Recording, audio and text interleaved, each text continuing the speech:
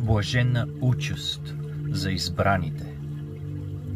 След това ангелът ми показа река с вода на живот, бистра като кристал, която извираше от престола на Бога и на Агнеца и течеше насред улицата му.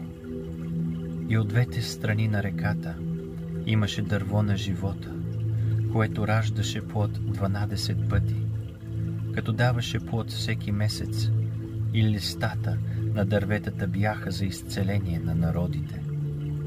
Никакво проклятие няма да има вече, и престолът на Бога и на Агнеца ще бъде в него, и неговите слуги ще му служат. Те ще гледат лицето му, и неговото име ще бъде на челата им.